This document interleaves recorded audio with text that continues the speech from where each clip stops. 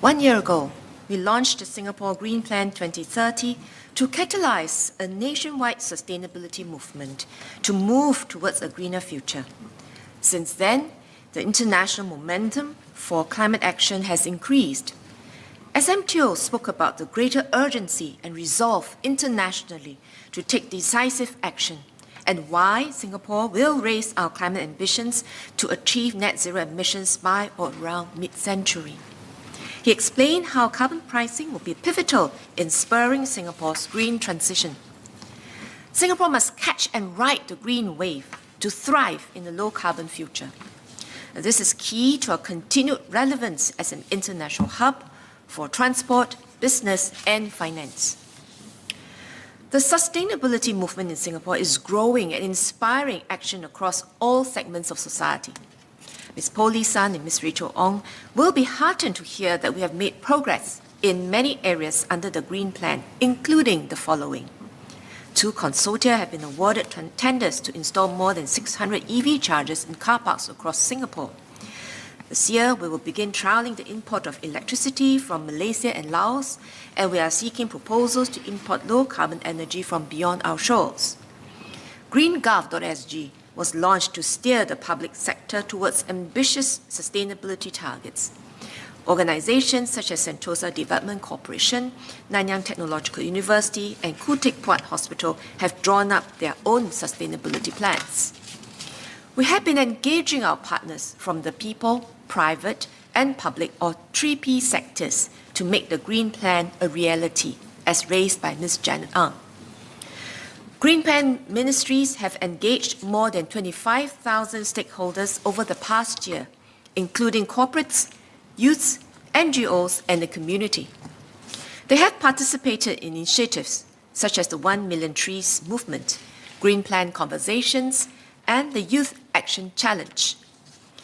The private sector is adopting sustainability practices and committing resources to secure an early foothold in the green transition. The maritime and aviation sectors are trialling the use of cleaner and low-carbon fuels. SIA and Scoot will begin a pilot to use blended sustainable aviation fuel at Changi Airport. To accelerate the decarbonization of the built environment sector, more than 80 organizations have signed up an embodied carbon pledge launched by the Singapore Green Building Council. Global firms such as McKinsey, Bain & Company, and PwC have established sustainability hubs and centers in Singapore to serve the region and beyond. Civil society, community organizations, and youth are galvanizing in a social movement on sustainability, empowering action and advocacy from the ground. At last year's Climate Action Week, over 60 partners from the 3P sectors organized more than 130 wide-ranging activities, a record for the event.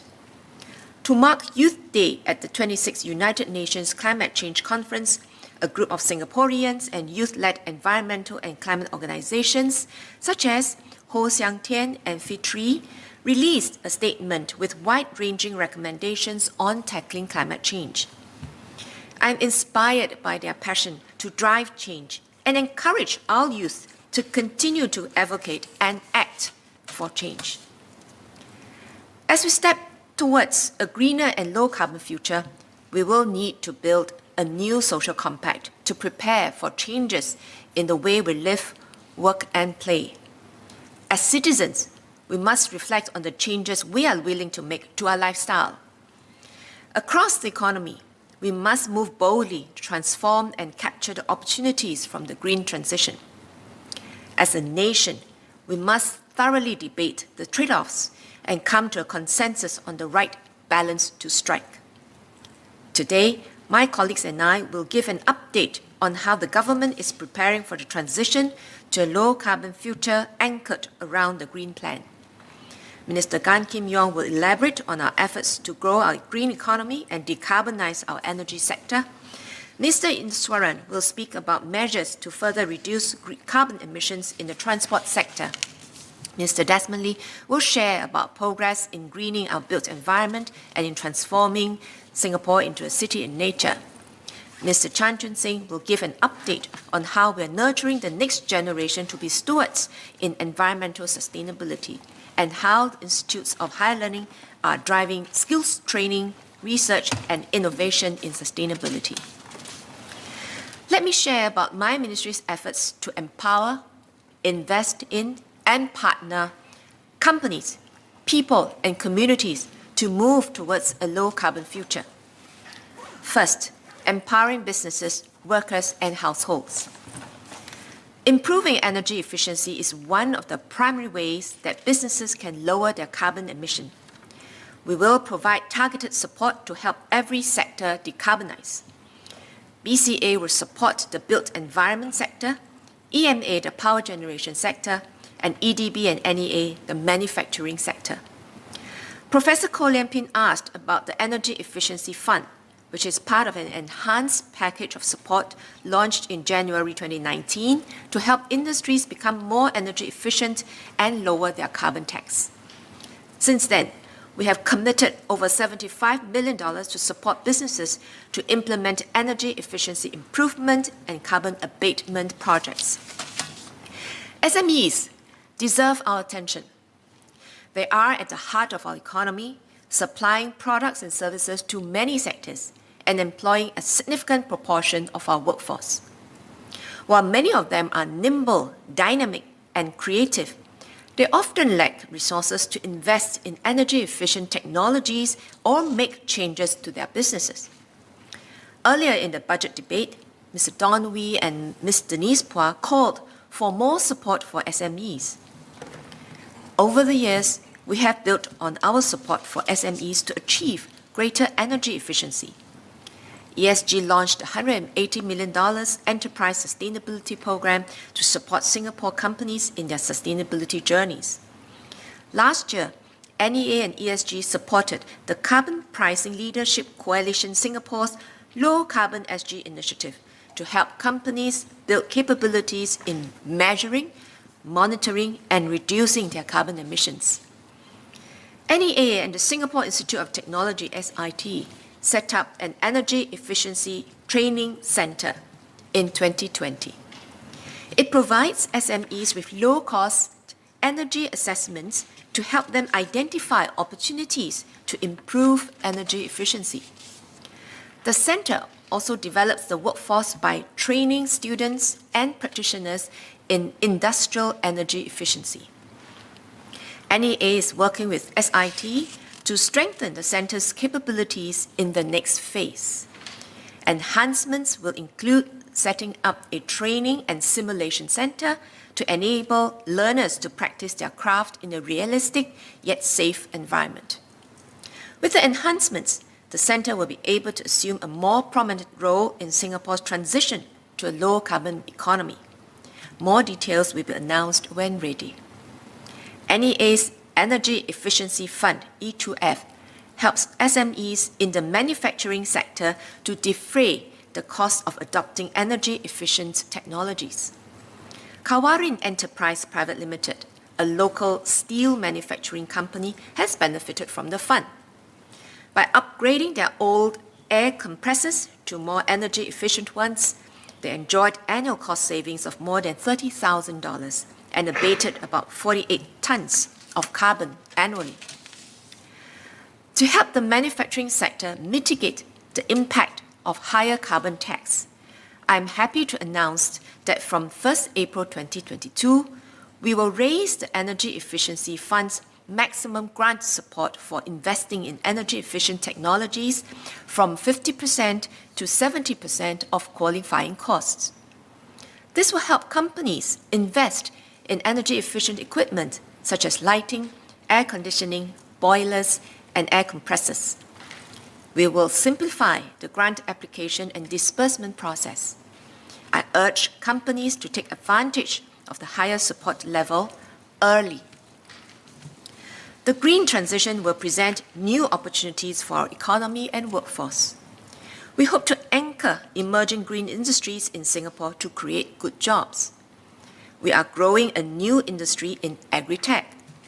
Minister of State Desmond Tan has shared in his speech. Mature industries such as the environmental services industry are poised for transformation, catalyzing higher demand for green skills. We will support our workers to develop these skills. Mr. Yu Ling Ping, who began his career in the chemical and marine industry, took a leap of faith and entered the waste management industry in 2017 as a facilities manager in LHT Holdings to support wood waste recycling operations. To make the transition, he took part in professional courses offered by the Waste Management and Recycling Association of Singapore. His vast experience in troubleshooting electrical components and circuit boards from his previous work experience allowed him to quickly render professional support to other engineers. He has also provided in-house training to the mechanics in his company, furthering their knowledge.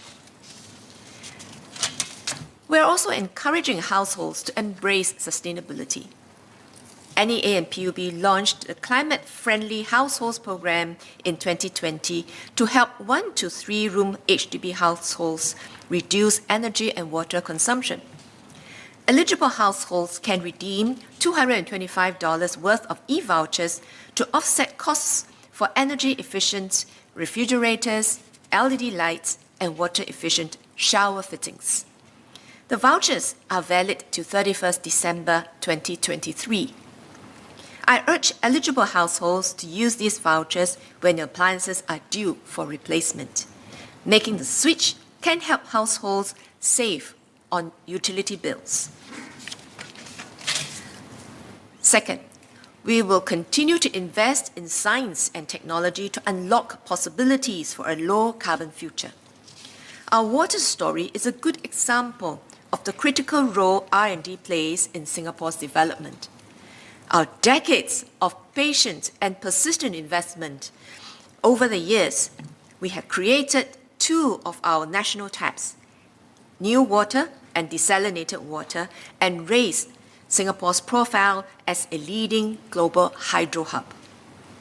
Our research objective now is to bring down the energy requirement through science and technology.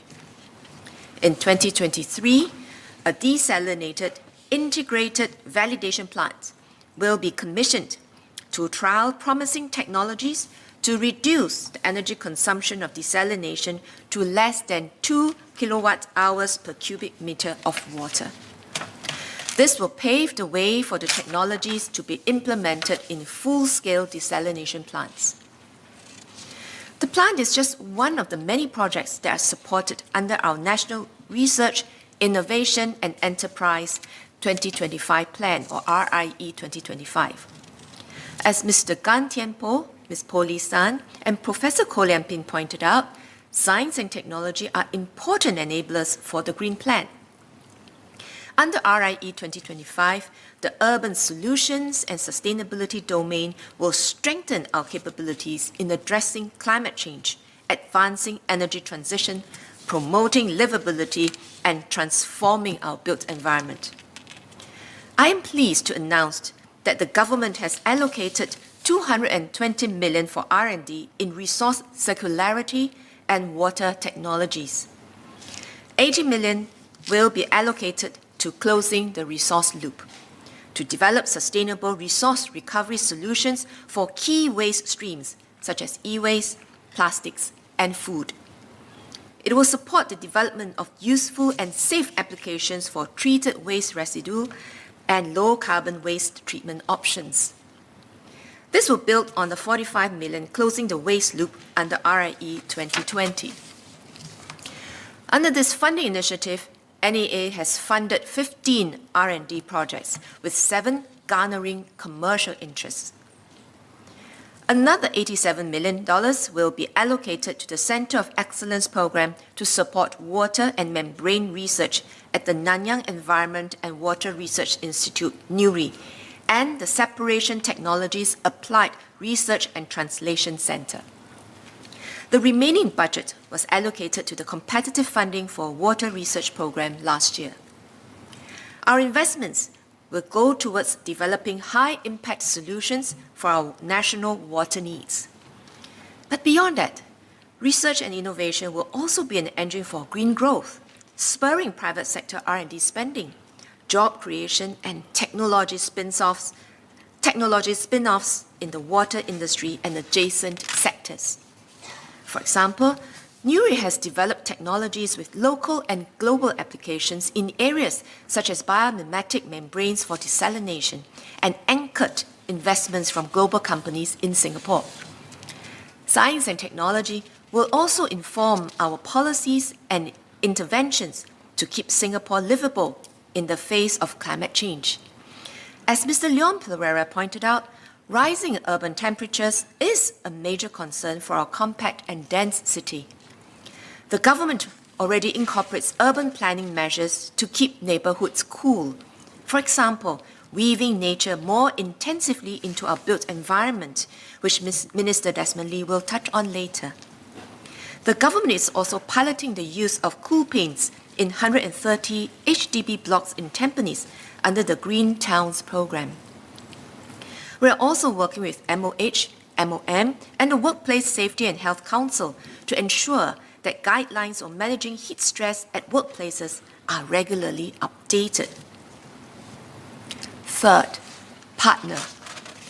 We need to involve the whole of society in the sustainability movement and develop a shared ownership of our involvement, a shared ownership of our environment.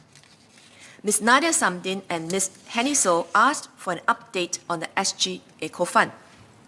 We have seen great interest since its launch in November 2020. As we wrap up our second grant call, I'm happy to share that we will award $2.9 million to 68 projects. This includes 42 smaller projects under the new Sprout category, which has a simpler application process. In total, 105 individuals and organizations have been awarded $6.6 million in funding thus far.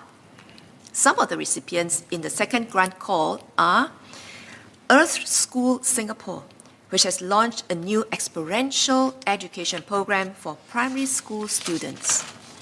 UFarm, a social enterprise farm, which will train and employ persons with disabilities and host environmental programs for the public. Mr. Nyo Zixuan and his team, who will develop a web application to educate the public on where and how to recycle different household items.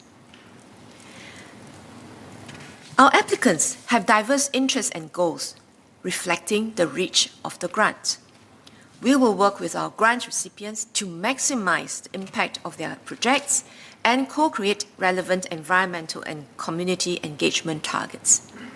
SG Eco Fund will also explore new partnerships to rally more people to contribute to the Green Plan. Our local communities are also responding to the call to action. Mr. Don Wee asked about the progress of Ecotowns. In Tampines, Samula, a social enterprise, will be conducting plastic collection drives at F&B outlets and shopping malls and involving the community to process the collected plastics into art pieces. In Nee Soon South, the grassroots organization is setting up a black soldier flies composting hub. In Choa Chu Kang and Hong Kong North, grassroots leaders have organized hackathons with residents to co-develop an eco-town plan for the district.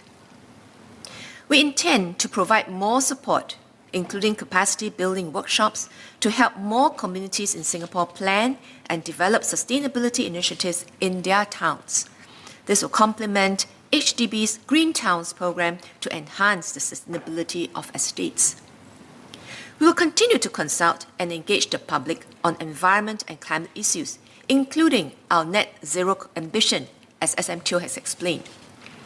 Professor Koh Lian Ping suggested that sufficient time must be set aside for the public to learn about the issues and share their views. I agree fully. Under the SG Together movement, we created many opportunities for Singaporeans to participate and contribute actively to sustainability.